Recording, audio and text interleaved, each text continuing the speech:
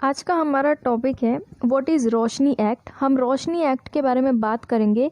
अभी देखो जम्मू एंड कश्मीर में ज़मीन को लेकर एक बहुत ही बड़ा घोटाला सामने आया है, ठीक है ना, जिसमें जम्मू एंड कश्मीर के बहुत बड़े बड़े मिनिस्टर्स, आईएएस ऑफिसर्स, बहुत सारे ऐसे ऑफिशियल्स इसमें शामिल थे और ये बहुत ही बड़ा बोला जा रहा है, भारत का सबसे बड़ा लैंड घोटाला ये है, ठीक है।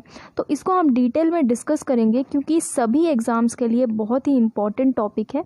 तो चलिए स्टार्ट करते हैं। पहले देखो करंट न्यूज़ में क्या है।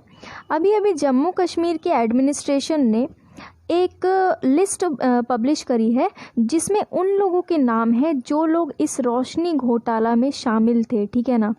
तो ये जो बेनिफिशियरीज़ है इसमें जैसे कि मैंने आपको बताया कि स्टेट मिनिस्टर्स, पहले के state ministers, retired civil servants, कई सारे बड़े मंत्री, ठीक है ना, उनका नाम है इस लिस्ट में। और ये वो लोग हैं जो लोग इस घोटाले में शामिल है, जिनका बहुत बड़ा हाथ है इस घोटाले में हेर फेर करने का, ठीक है। ज़मीन का हेर फेर किया गया है।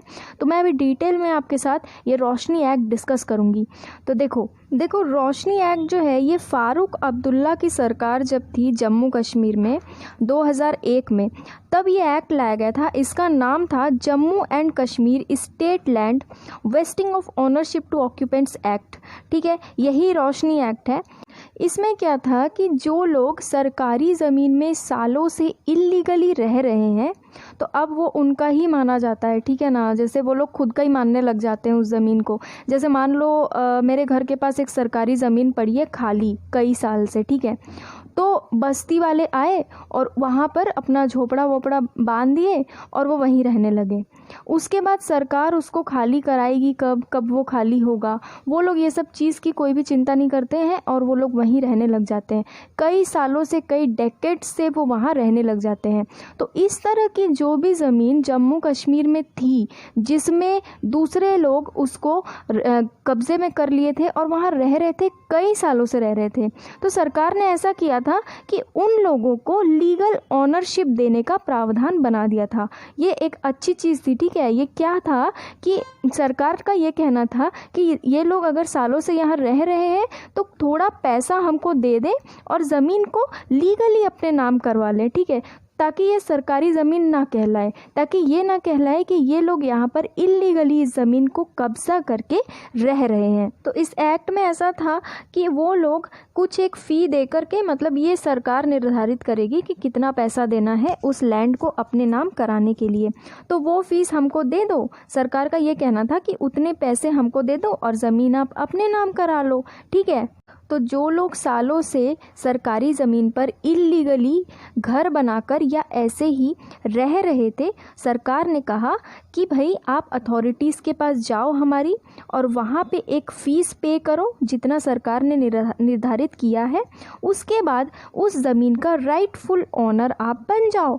मतलब सिंपल सी बात है, जैसे मैं किसी सरकारी ज़मीन पे कब्ज़ा करके सालों से घर बना के रह रही हूँ या ऐसे ही रह रही हूँ, तो मैं अभी जा करके सरकार के पास, उनके अथॉरिटीज़ के पास, उनके ऑफिशियल्स के पास जाके मैं एक पैसा दूंगी, एक फ़ीस दूंगी, ताकि वो जो ज़मीन है वो मेरे नाम पे हो जाए, ठीक है, जहाँ मैं सालों से रह रही हूँ इल्लीगली। तो ताकि ये ना कहा जाए कि मैं उस ज़मीन पे कब्ज़ा करके रह रही हूँ। तो ये बहुत अच्छा एक स्टेप था। लेकिन कुछ बड़े लोगों ने, कुछ मंत्रियों ने, कुछ ऑफिसर्स ने इस चीज़ का गलत फ़ायदा उठाया। उन्होंने क्या किया कि जो गरीब लोग सरकारी ज़मीन पर इल्लीगली कई सालों से रह रहे थे, उनके पास ये मिनिस्टर्स या ऑफिसर्स गए, उन गरीब लोगों को पैसा दिया, उन गरीब लोगों को वहाँ से हटवा दिया और वो जो ज़मीन थी वो अपने नाम करा ली, या तो अपने फैमिली मेम्बर के नाम करा ली, कुछ लोगों ने अपनी बीवियों के नाम कराए, अपने रिश्तेदारों के नाम कराए, भांजे भतीजों के नाम कराए, ठीक है।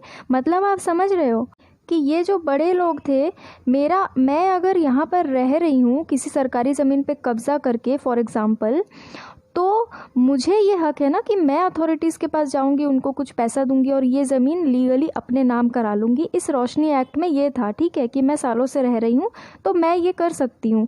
बट ये बड़े लोग आए, मैं गरीब हूँ, मेरे पास आए और मैं इस सरकारी ज़मीन में सालों से रह रही हूँ, मेरे पास आकर उन्होंने मुझे पैसे दिए, ठीक है, मुझे ज़्यादा पैसे दिए और मुझे कहा कि आप यहाँ से जाओ ठीक है।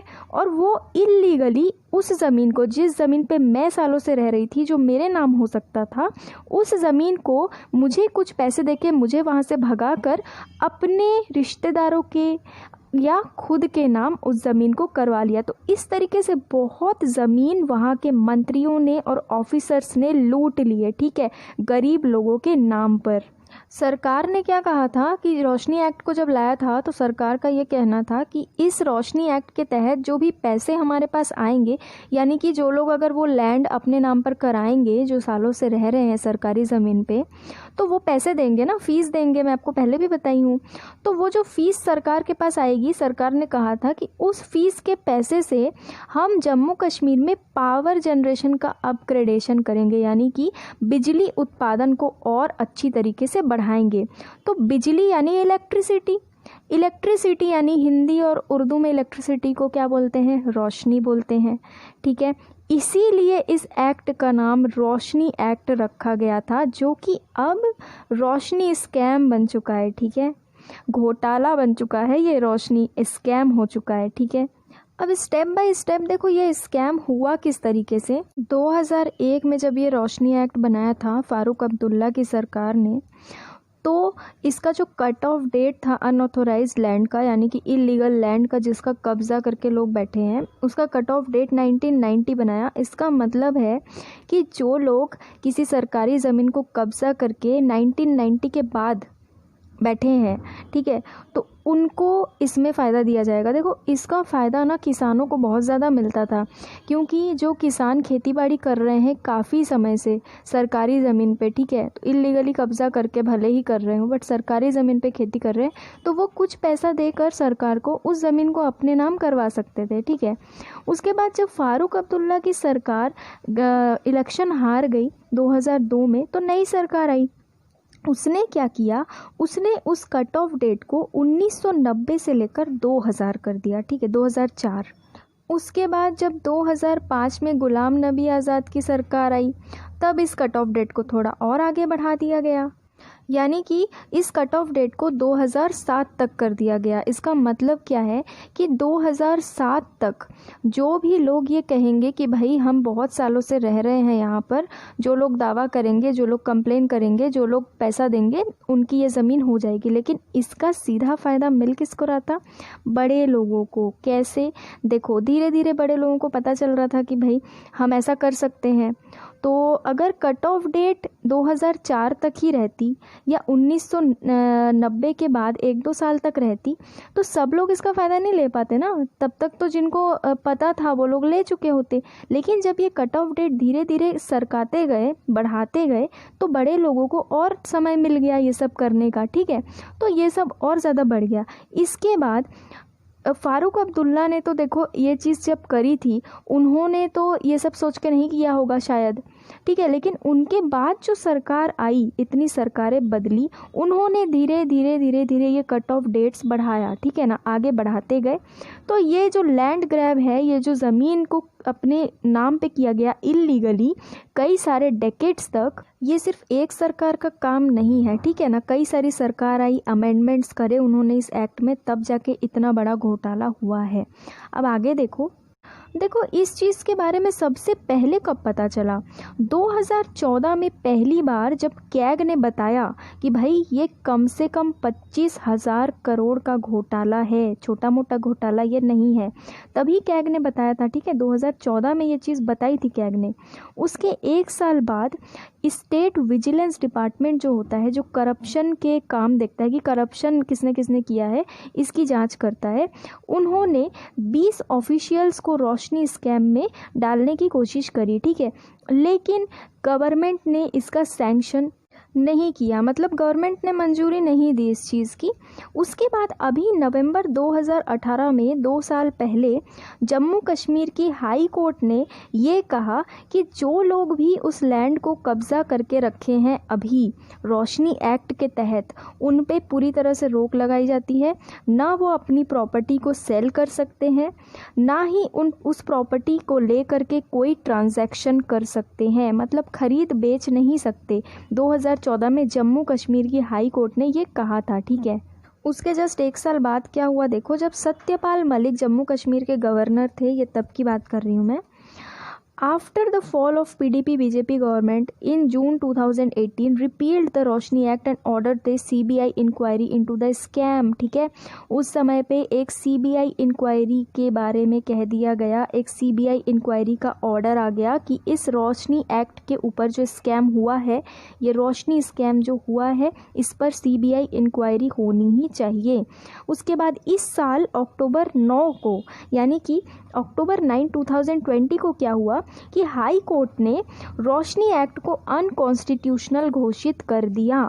ठीक है, जम्मू कश्मीर की हाई कोर्ट ने इस रोशनी एक्ट को अनकॉन्स्टिट्यूशनल घोषित कर दिया।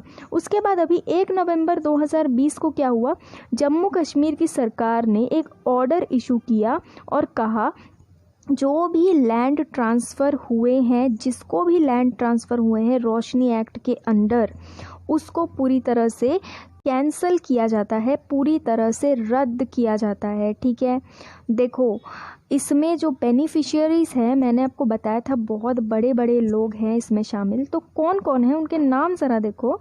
हसीब द्राबू। ठीक है, ये कौन थे, ये जम्मू कश्मीर के फाइनेंस मिनिस्टर थे पहले। ठीक है, उसके बाद के अमला, ये कांग्रेस के थे और बिजनेसमैन भी हैं। Nighat Pandit, wife of retired IAS officer Shafi Pandit. देखो IAS ऑफिसर जो थे शफ़ी पंडित, उन्होंने अपनी बीवी के नाम पर ज़मीन करा ली थी। ठीक है, निघट पंडित। सैयद अखून, ये कौन थे, ये नेशनल कॉन्फ्रेंस पार्टी के थे। MY खान, सुजात किचलू जो कि नेशनल कॉन्फ्रेंस के मिनिस्टर थे। CBI ने एक और केस फाइल कर दिया है रोशनी स्कैम के तहत 25,000 करोड़ का, जो कि मैंने आपको पहले भी बताया कि 2014 में कैग ने बताया था कि 25,000, कम से कम 25,000 करोड़ का घोटाला हुआ है। तो अब इसकी जांच CBI कर रही है और बहुत अच्छी तरीके से कर रही है। अभी तो सिर्फ एक लिस्ट आई है, अब देखो और कितने लोगों के नाम आते हैं। ठीक है ना, तो ये था आज का हमारा टॉपिक, जिसमें हमने पूरा डिटेल में डिस्कस किया है करंट सिनेरियो प्लस बैकग्राउंड। ठीक है, फिर भी अगर आपको कोई डाउट हो तो आप मुझे कमेंट करके पूछ सकते हैं। Thank you.